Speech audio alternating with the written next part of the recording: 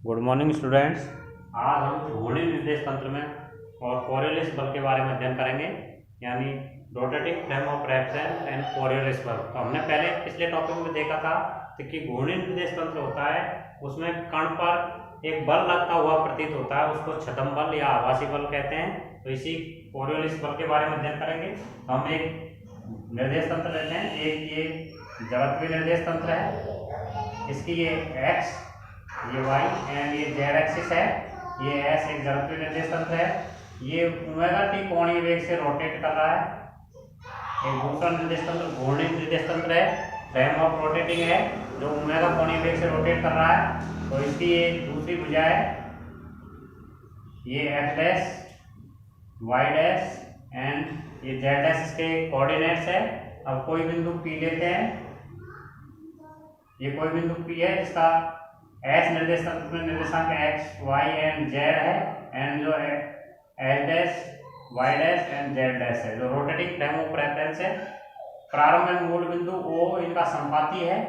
तो इस तरह से हमने चित्र में एस एक इनर्शियल फ्रेम ऑफ रेफरेंस है, जड़त्वीय निर्देश तंत्र है।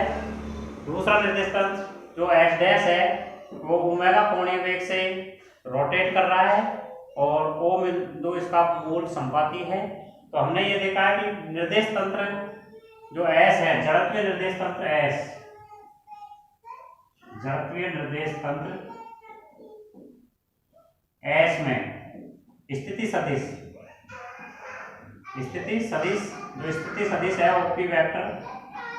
स्थिति सदिश ओपी वेक्टर बराबर क्या माना हमने, आर वेक्टर माना है। तो यहाँ आर वेक्टर बराबर क्या हो जाएगा,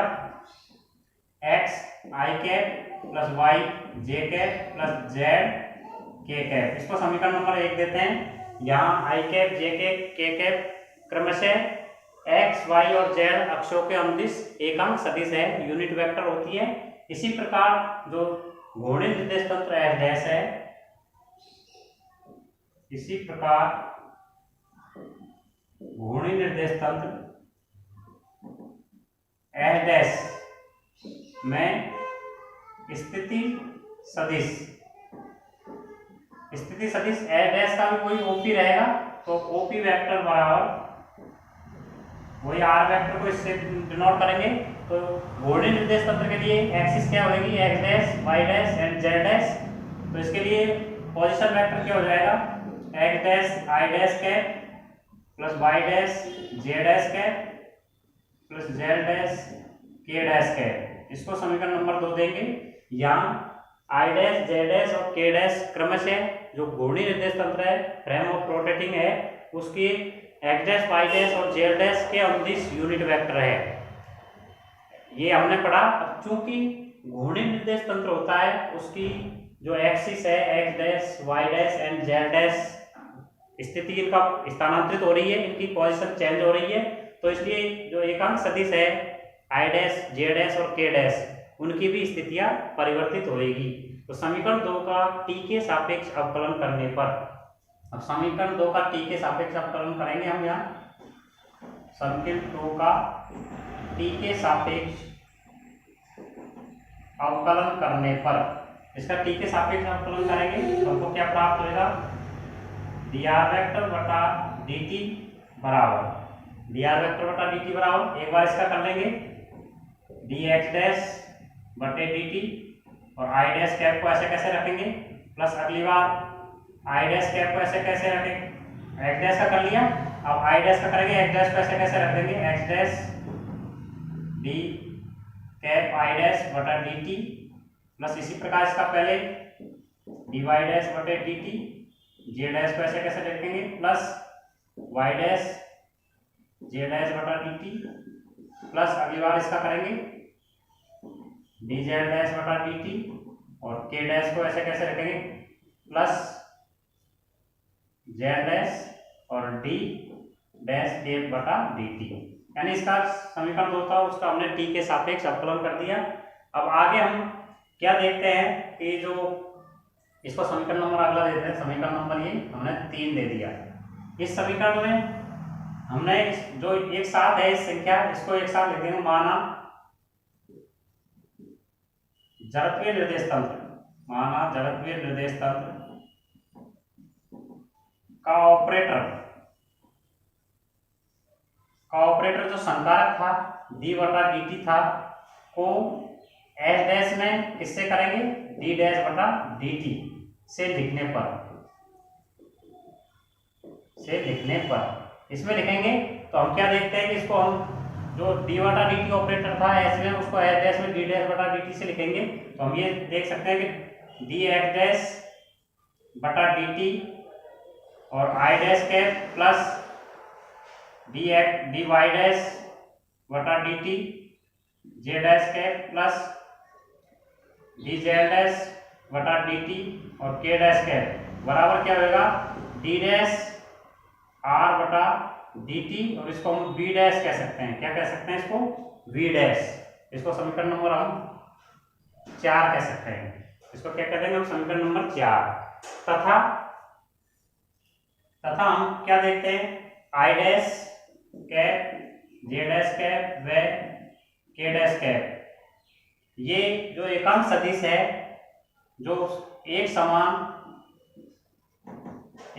कोणीय वेग ओमेगा वेक्टर से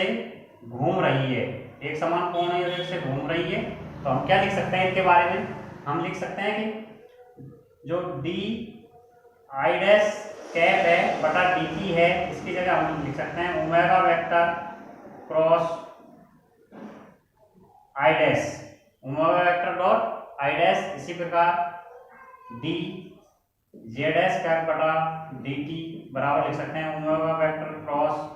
जे dash cap and D J dash cap बटे डी टी बराबर क्या लिख सकते हैं ओमेगा वेक्टर क्रॉस के डैश कैप। इस तरह से हम इसको लिख सकते हैं। तो ये इसको जैसे समीकरण अगला दे सकते हैं समीकरण नंबर 5। सो समीकरण 4 और समीकरण 5 इसका उपयोग समीकरण 3 में करने पर, इनका उपयोग समीकरण 3 में करेंगे तो हम क्या लिख सकते हैं, डी आर वेक्टर बटे डी टी बराबर समीकरण 3 से। तो हमने ये देखा समीकरण 30 में जो डी एक्स डैश बटे डी टी आई डैश यानी ये वाली स्टेप और ये वाली स्टेप, इसकी जगह तो क्या हो जाएगा हमारा डी डैश आर बटे डी टी यानी बी डैश क्या हो जाएगा, डी डैश आर बटे डी टी प्लस अगली बार ये बच जाएगा हमारे पास क्या बच जाएगा एच डैश और डी आई डैश बटा डी टी की जगह क्या लिख देंगे ओमेगा वेक्टर क्रॉस आई वेक्टर। इसी जगह क्या लिख देंगे ओमेगा वेक्टर क्रॉस आई वेक्टर, इस तरह से इसको लिख देंगे। प्लस इसी प्रकार वाई डैश इसकी जगह क्या लिख देंगे ओमेगा वेक्टर क्रॉस जे डैश प्लस अगली बार इसकी जगह जेड डैश और इसकी जगह लिख देंगे omega vector cross Z dash. इस तरह से हमने इसको लिख दिया। तो आगे हम क्या देख सकते हैं, इसकी जगह इसमें से ओमेगा को कॉमन ले लेंगे हम, तो इस तरह से लिख सकते हैं आगे इस समीकरण को हम डी डैश आर बटे D T plus omega vector को कॉमन ले लिया तो क्रॉस क्या आ जाएगा हमारे X dash I dash plus Y dash J dash plus K dash Z dash. ये आ गया जहां X dash Y dash Z dash बराबर क्या हो जाएगा आर वेक्टर। तो हमने समीकरण 2 से यहाँ लिख देंगे हम समीकरण 2 से इसकी वैल्यू रखेंगे तो हमारे पास क्या आ जाएगा डी बटा D T D R vector बटा डी टी बराबर डी डैश आर बटे D T plus omega vector cross इसकी जगह क्या आ जाएगा आर वेक्टर। समीकरण 2 से ये वैल्यू है जो हमने ये वैल्यू इसकी जगह रख दी R vector X dash Y dash plus Y dash Z dash plus Z dash K dash की जगह हमने ये वैल्यू रख दी। इसको हम समीकरण नंबर अगला दे देते हैं 6। तो इसकी जगह हम इसको जो वेग के रूप में वेलोसिटी के रूप में लिख सकते हैं। तो हमारे पास क्या समीकरण हो गया वी वेक्टर बराबर V dash plus V zero vector. इसको समीकरण नंबर हम 7 कह सकते हैं। तो समीकरण 7 में हम देखते हैं जहां v बराबर v तो क्या होता है जो जड़त्वीय निर्देश तंत्र है एस उसमें कण का वेग है एंड v डैश है वो रोटेटिंग या घूर्णन निर्देश तंत्र का वेग है and v zero v not बोलेंगे इसको, ये जो घूर्णन निर्देश तंत्र है उसमें कण का वेग होता है। तो ये हमने ये इस तरह से ये निकाल लिया। आगे हम क्या देखते हैं, आगे हम देखते हैं इसको ऑपरेटर के रूप में लिख सकते हैं। हम इसको एक ऑपरेटर के रूप में लिखेंगे कि तो किस तरह से लिख सकते हैं इसको समीकरण 7 होता है, समीकरण 7 को ऑपरेटर के रूप में लिखने पर समीकरण 7 से, क्योंकि जो कोणीय वेग है ओमेगा उसको हम इस तरह से लिख सकते हैं डी बटे डी टी बराबर डी डैश बटे डी टी प्लस ओमेगा। इस तरह से हमने इस समीकरण को लिख दिया। इसको समीकरण नंबर हम अगला दे सकते हैं, जैसे समीकरण नंबर 8 हो गया ये हमारे पास। अब प्रेक्षित वेग v होता है, उसके लिए प्रेक्षित वेग v के लिए इसको v से मल्टीप्लाई कर देते हैं दोनों तरफ, तो क्या प्राप्त हो जाएगा हमको dv बटे dt बराबर d डैश v बटे dt प्लस ओमेगा रहता है तो ओमेगा v, तो इसको ओमेगा v की जगह इसको लिख देंगे हम d डैश v बटे, तो ओमेगा की जगह ओमेगा v आ जाएगा, इसकी जगह ओमेगा v आ जाएगा। लास्ट में हम देखते हैं इसके लिए ओमेगा v आएगा, तो हम ये देखने में हमको प्राप्त होता है कि हमारे पास जो समीकरण था इसको हम देखने पर हमको ये मिलेगा लास्ट में कि इसको omega cross v vector, omega इसको क्रॉस v वेक्टर आ जाएगा, ओमेगा क्रॉस v वेक्टर। तो अब dv बटे dt बराबर क्या होता है, v बराबर क्या होता है dr बटे dt, v बराबर, तो ये क्या हो गया हमारे पास d2r बटे dt स्क्वायर बराबर, अब d डैश बटा dt को लिख देंगे, d डैश बटा dt को यहाँ लिख दिया, और ये इसकी जगह v की जगह क्या लिख दिया हमने dr बटे dt, इसकी जगह ये लिख दिया, प्लस ओमेगा की जगह ओमेगा क्रॉस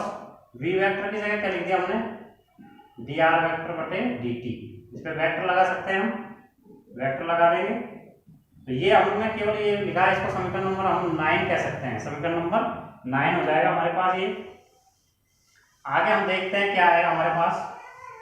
इसको आगे देखने पर हम देखते हैं कि dr बटे dt है, उसकी वैल्यू रखेंगे हम, जो dr बटे dt की वैल्यू निकाली थी ना हमने, जो वो वैल्यू रखेंगे यहाँ, तो इसको लिख देंगे d डैश बटे dt, और फर्स्ट में dr बटे dt की वैल्यू निकाली थी अभी थोड़ी देर पहले, तो वो वाली वैल्यू लिखेंगे हम। dr बटे dt की वैल्यू हमने क्या निकाली थी, जो हमने इस बार साफ कर दी है, इसको मिटा दी गई है, तो उसकी वैल्यू रखेंगे हम, तो वो होता d डैश r बटे dt प्लस ओमेगा, ये था d डैश r बटे dt plus omega cross r vector, omega vector cross r vector, ये इसकी वैल्यू थी, तो ये वैल्यू रख दी, प्लस अगली बार ओमेगा की जगह ओमेगा क्रॉस, और वापस dr बटे dt की वैल्यू यही रखेंगे d डैश r बटे dt प्लस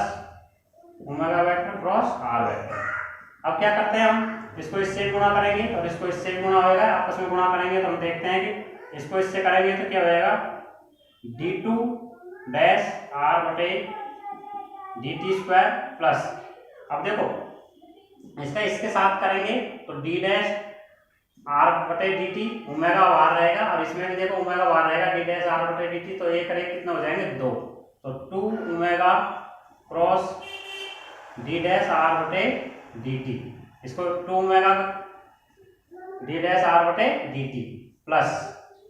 अगली बार ये है, ये वाली टर्म है जो इससे हो गई, इससे गुणा हो गई, प्लस ओमेगा के साथ करेंगे इसको, तो ये क्या हो जाएगा d डैश ओमेगा बटे dt और क्रॉस r वेक्टर प्लस इस वाली टर्म को बोले बार ओमेगा को फिर इससे भी करेंगे पूरी टर्म से, तो क्या हो गया omega vector cross r vector. इस तरह से ये टर्म हो गई हमारी। अब हम क्या देखते हैं कि इसको हम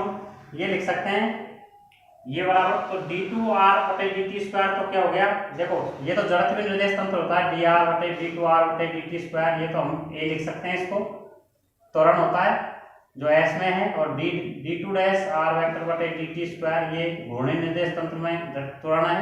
एसलेशन है, इसको ये लिख सकते हैं। तो इस तरह से हम लिखेंगे, तो इसको इस रूप में लिखेंगे हम, क्या हो गया हमारे पास a बराबर a dash plus 2 omega cross, और d डैश r बटे dt को क्या लिखेंगे हम b डैश, क्या लिखेंगे b डैश प्लस, पहले इस टर्म को लिख देते हैं omega cross omega vector cross r vector, और इस वैल्यू की वैल्यू क्या हो जाएगी प्लस 0, क्योंकि ओमेगा है एक समान कोणीय वेग है, एक समान कोणीय वेग है ये, एक समान कोणीय वेग होता है, तो डी डैश ओमेगा बटे डी टी की वैल्यू कितनी होती है, 0 होगी। तो ये टर्म 0 हो गई। अब हम इसका पक्षांतरण करेंगे, पक्षांतरण करेंगे तो इधर ए डैश बराबर क्या हो जाएगा, ए डैश बराबर इसको पक्षांतरण करेंगे तो A minus 2 omega cross V dash, ये भी माइनस में हो जाएगा, इधर ले जा रहे हैं सारे टर्म्स को, minus omega cross omega vector cross R vector, इस रूप में हो गया। तो यहाँ हमने क्या देखा, यहाँ ए है, ये तो एस निर्देश तंत्र में जड़ त्वरण है, और ए डैश होता है वो है डैश निर्देश तंत्र में त्वरण होता है, एंड जो ओमेगा है वो एक समान कोणीय वेग है। अब इसको हम आगे ये देखते हैं कि द्रव्यमान m से गुणा करने पर दोनों तरफ द्रव्यमान, माना कण का द्रव्यमान m है, माना कण का द्रव्यमान m है, तो कण पर लगने वाला बल, तो कण पर लगने वाला